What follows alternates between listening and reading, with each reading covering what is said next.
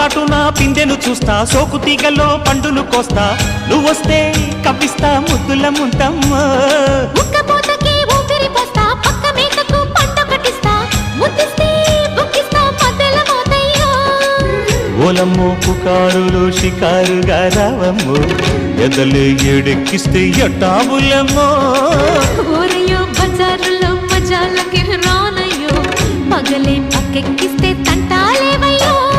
మిట్టిల మీదున్న మిస్సమ్మయ్య సంటే వడ్డీలతో పాటు ఒళ్ళోకి వస్తుంటే పొగ